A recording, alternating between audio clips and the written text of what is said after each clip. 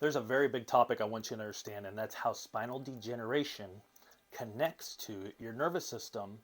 Now, spinal degeneration is the act of your spine breaking down. I want you to understand there's three things that we look for when we're looking at an x-ray. We're looking for the alignment of bones, we're looking for joint spacing, and we're looking for the health of your disc. So let's take a look at a regular spine. Normal alignment would be your hips are level, your spine is vertical, and when we look from the side, you have three nice, big, healthy curves with big spaces between the bones. See, these curves create a shock-like uh, resistance to stress. So think about a coil on a car. If you hit a speed bump, it absorbs the stress. That's what these three curves from the side are supposed to do. Okay, should not have a curve when we look from the front. You should be vertical. So the first thing that we're going to look for is the alignment. Okay, do you have the curves in your spine?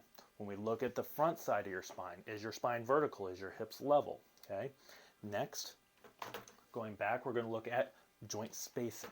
Okay, this is how big the spaces are between each bone. These are called your discs. They should be really big. These are your cushions. The smaller that these get, the smaller the hole where your nerves exit get.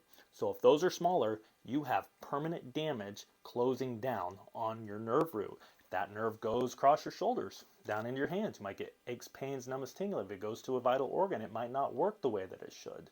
Okay? Please understand, spinal degeneration directly affects your nerves. Here's a great example.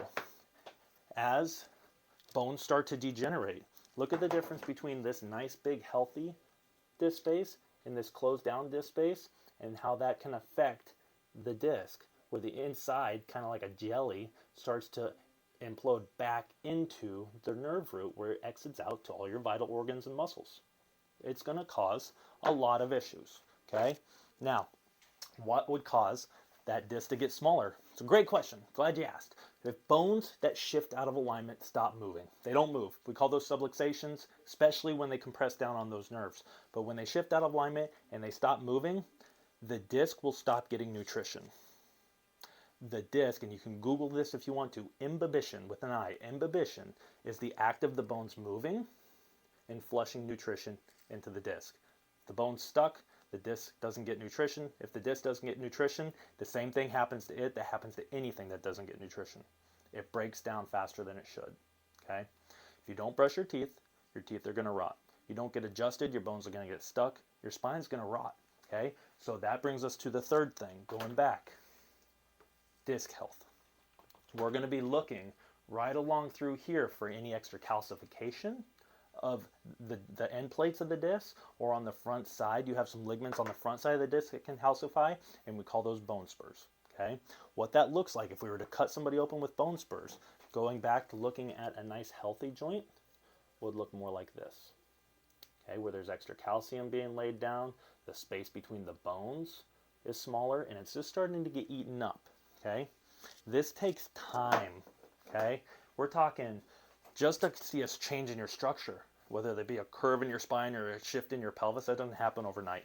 Okay, just like your teeth can't, if you have a great smile, probably gonna have a great smile tomorrow, but time repetition, those teeth can shift out or into alignment. It can take up to 10 years for your spine to shift, whether that's straightening out your neck or causing a sway in your spine. So if you have that, it's probably been upwards of 10 years that your nervous system has been compressed. If you're starting to see the spacing is starting to be affected, now we're talking 20 years. And if we're starting to see extra calcification being laid down, we're talking maybe 30 plus years. And that gives us an idea when we're doing an analysis of your body, how long the pressure has been on your spinal cord. It's obvious the longer it's been there, the more care you're going to need. But this progression is called spinal degeneration. You might hear spinal arthritis, you might hear it say arthritis, or degenerative disc disease. They all mean the same thing. Your joints in your spine are eroding faster than they should because they're stuck and they're not getting nutrition to your discs.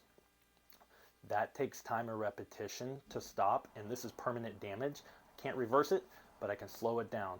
And just not to get worse is doing better than everybody else, because everybody else is just progressively getting worse. Okay, I think that's a very important thing to understand. And the problem is once you're bone on bone, spinal surgery. It's not like a cavity. You brush your teeth, you get a cavity. If you get a if you get a cavity, they just do a root canal, right?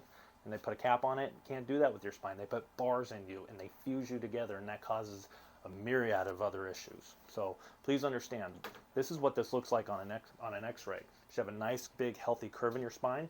After about 10 years, your neck will start to straighten out. It's fanning off of your spinal cord by flexing the neck off of it. Then the joints will start to get smaller. Then you'll start to lay down extra calcification. And over time, you'll be bone on bone.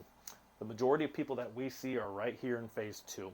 The majority of children that we see, healthy or symptomatic, are right here, because there's so much twisting and pulling during the birthing process. So understand, the more damage to your spine, the more permanent damage is in your spine, the more that's going to affect the way that your nervous system fires, because it's eroding around your spinal cord. It's eroding around your nerves. Think of the inflammation that your body's going to be laying down every single night. This is why people who have arthritis feel really cruddy in the mornings, and then they get warmed up and they start to feel better. It's because while they're sleeping, their body's inflaming everything because it's been grinding all night or all throughout the whole day, right? And then they get up, they start walking around, they loosen up because that inflammation's being flushed throughout their body again. And so if you're noticing, or if you're hearing from anybody that they're stiff at night and they start to warm up, that's signs of arthritis. That needs to get checked out immediately, because it's going to lead to bigger things, and that directly affects your nervous system. Your brain, your spinal cord, and nerves are inside of this spine, and you must proactively take care of it. It is, we can, if you're here, most of the times we can get you back to here. But if you're here, we're talking about cutting losses. We're talking about stopping it from getting worse and doing what we can to repair what we can, but we're talking about permanent damage now. So please understand, if this is permanent damage, it must be maintained. There's problems to solve, solvable problem, and there's problems to manage. And when you try to solve a manageable problem, like try to solve laundry, you will be so frustrated because you cannot solve a problem that's consistently there. This is a problem that's consistently there, which is why we try to educate people into wellness, proactive care, maintenance care, care that takes care of you for who you are in 10 years from now, 20 years from now, so that you never have to put yourself before your family. That's what this is all about. Preservation and prevention. You keep your body well over the next 5, 10, 20, 40, 50 years. Where's she or he going to be then? Getting adjusted today takes care of that version of you, rather than just waiting for problems to come up and treating them like we're bred to do in this American healthcare system. You're powerful, right? This is a major thing to understand. So if you don't understand your x-rays or you don't remember where you're at, I want you to call a meeting with us doctors. We're going to sit down with you and we're going to go over everything A to Z again. You're not a number in our practice. And we went over this once. We'll go over it again. We'll go over it as many times as we need to. Your spouse needs to know. We'll sit down and we'll review it with them as well. Okay? Whatever it takes to help you stay in between the lines up here, right? Because healing is such a mental game. Okay? So we're here to lead you. We're here to educate you. And most importantly, we absolutely love the opportunity to take care of you. It's literally what we were designed to do. And it's what motivates us every single day. And we care about you. We care about every single person, because every single person represents a family. And every single family represents our community. And our community represents our nation, and so on. Okay? And we lead our families by getting healthy. And we want to see that for you as well. Okay? Thank you.